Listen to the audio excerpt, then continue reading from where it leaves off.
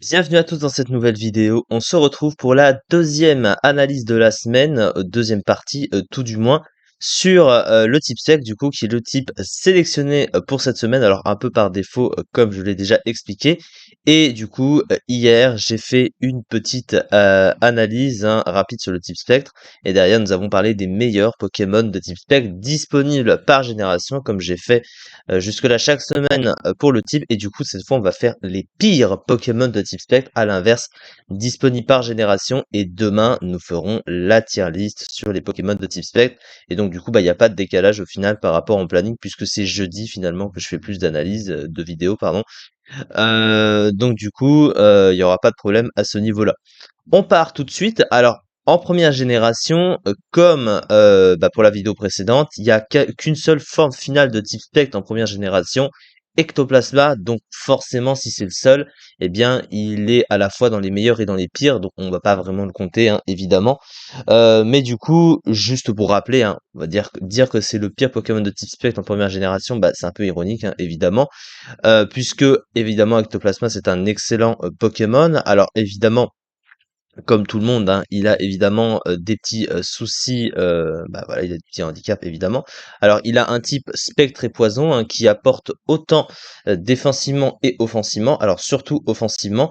Le Pokémon, hein, il se tape 130 en attaque spéciale, 110 en vitesse, hein, c'est surtout pour ça qu'il est très fort. Il a un très bon speed et il tape très fort, mais il a un bulk extrêmement mauvais, hein, il est extrêmement fragile et facile à tuer, comme la plupart des Pokémon glace canon, entre guillemets, canon de verre, qui tape très fort tout en étant assez rapide. Il a aussi quelques faiblesses gênantes, hein, il en a 4, hein, type Ténèbres, Spectre, Sol et Psy, mais globalement, il s'en sort plutôt bien. Son talent, il n'est pas vraiment adapté aux Pokémon, hein, également, puisque comme on dit, a 30% de chance d'entraver une capacité de l'adversaire s'il reçoit une attaque de contact, mais ça risque de tuer le Pokémon dans la plupart des cas. Et du coup, tu préfères utiliser un talent quand le Pokémon est toujours en vie, sinon ça n'a pas vraiment d'intérêt. À part certains qui se déclenchent quand il est mort, avec genre Aftermath, un bout final, mais bon, c'est un seul talent, hein, clairement. Mais là, du coup, c'est dommage, hein, tu préfères tanker, utiliser l'effet du talent et derrière taper, puisque en plus, le Pokémon, c'est justement un sourdin quand il tape, donc du coup, il en profite. Il a un move pool qui est extrêmement bien adapté à son rôle, avec un move pool de soutien pas énorme, mais globalement plutôt fourni, avec une myriade de moves offensifs. Il a aussi accès à Machination, hein, qui lui permet de se booster. Donc le Pokémon est très fort. Il se classe 85e de l'overuse, donc il est en borderline, hein, il n'est pas overuse, il était entre l'underuse et l'overuse, 0,7% des usages. Alors, il n'est pas extrêmement bien classé du coup en overused, mais il est quand même dans la limite entre les deux tiers, donc c'est évidemment un Pokémon très fort. Et puis il faut noter quand même qu'il avait une méga évolution, hein, qui était Uber, hein, qui était juste extrêmement dangereuse. On va juste regarder rapidement, qui avait accès au talent Shadow Tag, donc Marque Ombre, hein, qui bloque l'adversaire, hein, qui empêche l'adversaire de switcher tant que le Pokémon est en vie et qu'il ne switche pas. Et regardez, hein, les stats, hein, c'est juste monstrueux. 170 en attaque spéciale, une stat aussi forte sur le spécial, l'équivalent avec Zacian quand même, hein, Zacian couronné, donc ça fait mal, hein, évidemment. Et 130 en vitesse, évidemment une excellente vitesse. Et du coup, c'est plutôt pas mal. Ensuite, alors la deuxième génération, du coup, il n'y a pas de forme finale, hein, de type spectre. Le seul Pokémon rajouté en deuxième génération, c'est Feu Forêt. Bon, là encore, là ça compte pas du tout, donc on peut passer à la génération suivante.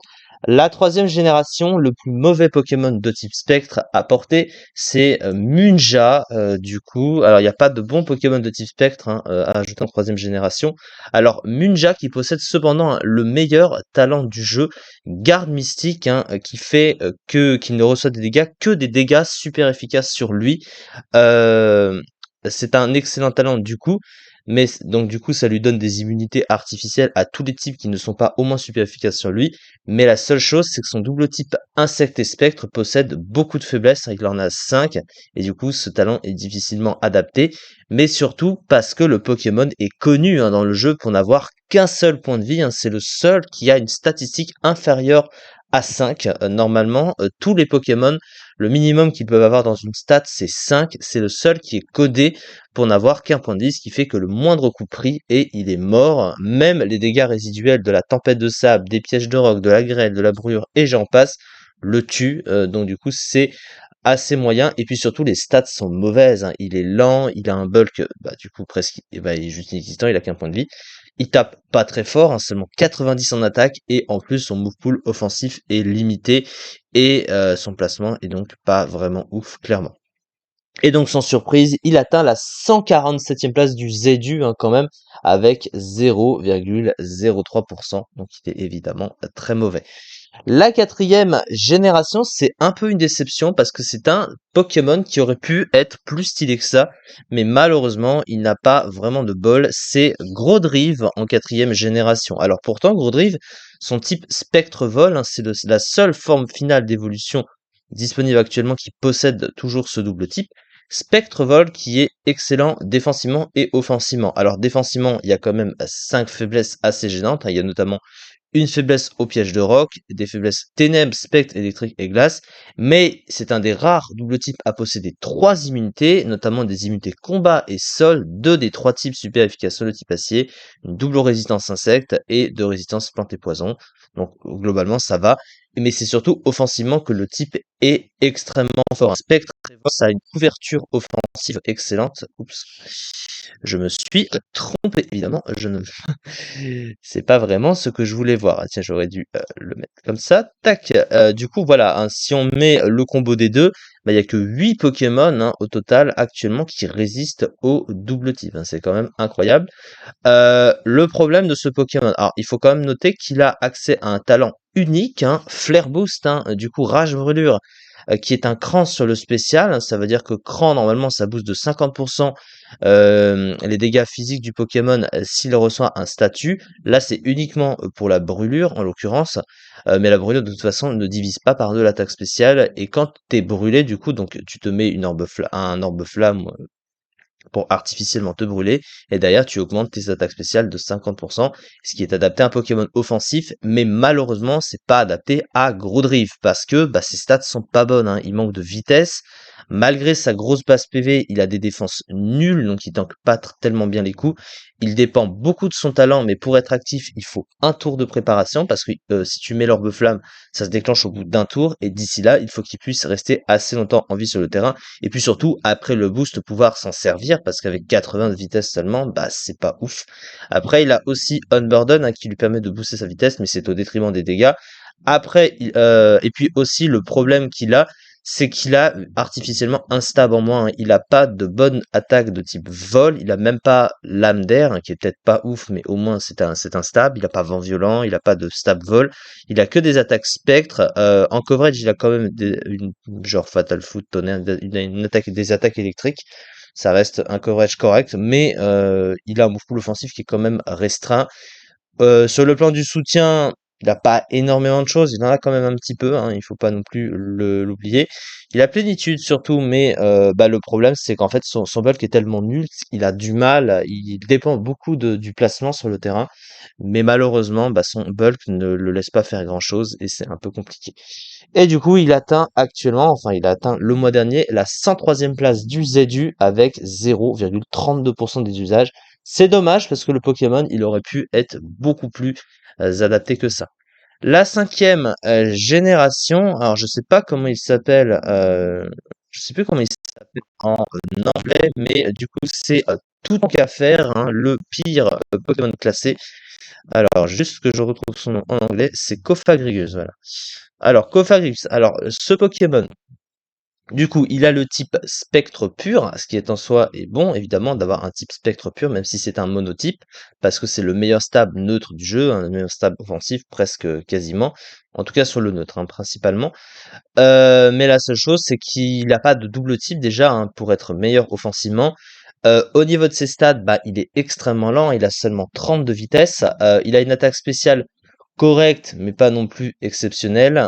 Il a de bonnes défenses, mais il a quand même une base PV assez mauvaise. Mais du coup, alors son talent Momie, alors Momie qui a la particularité, s'il reçoit une attaque de contact, de changer le talent de l'adversaire en Momie. Donc en gros, enlève le talent de l'adversaire. Alors c'est situationnel, mais enfin ça peut fonctionner parce que il peut tanker et utiliser ce talent. Donc c'est pas si terrible. Par contre, sur le plan du move pool, bah il a pas grand-chose. Son move pool de soutien est très limité. En plus de ça, il a pas de bon move de soin, il a que repos, hein, et ça, c'est pour un Pokémon défensif, c'est quand même pas ouf. Et son full offensif est vraiment pauvre. Il a quand même accès à Body Press, hein, qui se sert de sa grosse défense, Plénitude pour se booster et pour essayer de le rendre moins passif, hein, évidemment. Mais son pool est pas assez rempli pour prétendre à un meilleur rôle que ce qu'il est, et c'est un petit peu dommage. Et du coup, il atteint la 55e place du PU avec 2,9% des usages. La sixième génération à présent, il n'y a pas beaucoup de Pokémon de base à rajouter en sixième génération, c'est une des générations qui a apporté le moins de nouveaux Pokémon, mais du coup le pire Pokémon de type spectre en sixième génération c'est Banchitrouille, et je ne sais pas écrire, c'est génial, c'est juste pour retrouver, c'est Gourgest, hein, il me semble. Bref, on va pas. Ouais, ok, il n'a pas compris mon orthographe. Alors, la particularité de ce Pokémon, quand même, c'est que en fonction de la taille du Pokémon, t'as pas les mêmes stats. En fait, tout simplement, elles changent. Alors, je sais pas, j'ai pas noté laquelle était la pire. Je crois que c'est non, pas la large. Je crois que c'est la large, hein, qui est la moins bonne. Non, non, c'est la small, hein, c'est la small, ouais, puisqu'elle tape moins fort. Alors du coup, bah en fait, déjà le type spectre plante, il est pas exceptionnel, hein, il a beaucoup de faiblesses offensivement, il est correct, mais pas non plus incroyable. Mais c'est surtout les stats qui sont mal foutus. Il est pas assez rapide, il tape pas très fort, et puis surtout, son attaque spéciale est très faible alors qu'il a plus d'options sur le spécial que sur le physique, et son move pool de soutien est pas extrêmement rempli, ses talents sont pas ouf. Donc du coup ce Pokémon est pas bon de toute façon, et il atteint la 171e place du classement. Ah, c'est Banchitrouille tout court en fait, hein, c'est la forme de base en fait, c'est pour ça que je n'ai rien noté. Et du coup qui est encore plus lente, hein, donc du coup voilà. 171e place du ZU, du coup 0,01%, c'est même pas un chiffre, ça, hein, c'est très mauvais. Alors ensuite, la septième génération et le pire Pokémon ajouté, c'est Trépassable. Alors Trépassable, qui possède un type Spectre Sol comme Golémastoc, hein, de la cinquième génération. Heu, alors qu'est-ce que c'est, du coup? Alors le problème de ce Pokémon, bah, c'est qu'il est extrêmement lent. Il a 35 de vitesse, il tape pas extrêmement fort non plus. Il a un bulk physique relativement correct, mais bon, il a pas une défense spéciale de ouf non plus. Son type spectre sol, il est quand même relativement correct, hein. Il a 5 faiblesses, mais il a résistance roche, il a 3 immunités, dont des immunités électriques et combat, donc c'est pas si mal que ça non plus. Spectre sol, offensivement, par contre, c'est extrêmement fort, hein. C'est deux types offensifs qui vont extrêmement bien ensemble. Mais son rôle offensif est pas extrêmement. Vous voyez qu'il y a pas beaucoup de Pokémon, hein, qui résistent au combo de stab. Son pool offensif est limité, son pool de soutien est limité. Il a pas de bon move de soin non plus, sachant que c'est un Pokémon qui a une bonne défense, on pourrait s'en servir, mais il tank au final pour pas faire grand chose. Ses talents, bah, il a Voile Sable et Water Compaction, qui est un talent unique, hein, enfin qui est le seul à avoir, qui booste la défense de 2 crans s'il reçoit une attaque de type eau. Bon, ça paraît stylé dans les faits, mais c'est très situationnel, donc c'est quand même compliqué. Alors je crois qu'il a une attaque quand même qui est assez spéciale, qui s'appelle Amassable, je crois. Alors je sais plus comment elle s'appelle en anglais. Ah oui, c'est Shore Up. Qui lui permet de récupérer des points de vie, qui lui permet, ah oui, voilà, donc du coup, ouais, ça lui donne un petit move de soin, je n'ai rien dit. Mais ça rend plus de points de vie sous la tempête de sable, donc sans tempête de sable, c'est un petit peu moins ouf. Voilà, c'est juste, donc il a pas vraiment de très bons moves de soin au final. La huitième génération du coup, pour finir, et alors du coup oui, trépassable, et t'es 41e du PU, hein, avec 4,4% des usages. Et la huitième génération du coup, et c'est Coraium qui est le pire du coup. Alors c'est Cœur Solin, voilà, qui possède un type spectre pur, donc c'est pas mauvais, mais pour un Pokémon qui est orienté offensif, vu les stats, tu préfères un double type. Les talents, ils sont trop situationnels, ils sont pas vraiment adaptés. Le problème, c'est que, alors il a une énorme attaque de 145, hein, évidemment, mais malgré la défense spéciale bonne de 130, il a quand même 60 en PV, et puis surtout il a une défense de merde, hein, sur le physique, il est très facile à tuer. Il a une vitesse de 30 qui est complètement inutilisable, surtout qu'en plus il ne pose pas la distorsion lui-même, hein, c'est un peu son défaut. Parce qu'en général, bah, des Pokémon très lents, genre Tout-en-Cafer pouvait imposer, je crois, la distorsion lui-même, mais lui, non, et avec une vitesse aussi faible, bah, il est facile à tuer parce que tu as juste à mettre bah, déjà un bon Pokémon physique qui va forcément le dépasser. Il se fait dépasser par énormément de Pokémon, même des Pokémon défensifs avec 30 de vitesse seulement. Il est aussi rapide que Steelix quand même, hein. Je crois qu'il est même dépassé par Seracrool, hein, par exemple, hein. C'est c'est particulier à savoir quand même. Il semble stylé sur le papier, mais il est pas incroyable, alors que pourtant son move pool offensif est bon, hein, il est pas mauvais, hein, son move pool à ce niveau-là. Par contre, ouais, il a pas énormément de soutien, un move pool de soutien très très complet. Il a les pièges de roc, ouais, mais il a pas beaucoup de trucs. Donc il est quand même très restreint à ce niveau-là, et du coup, ben, il atteint la 85e place du ZU le mois dernier avec 0,6% des usages, et du coup, bah, c'est évidemment très mauvais. Du coup, c'est ça pour cette vidéo. On a fini avec la dernière génération. Et du coup, demain, nous ferons ensemble la tier list sur les Pokémon de type Type pour, comme chaque semaine, avoir mon avis sur du classement sur les Pokémon par type, bien sûr. Merci beaucoup en tout cas de m'avoir suivi pour cette vidéo et à très vite pour la suite.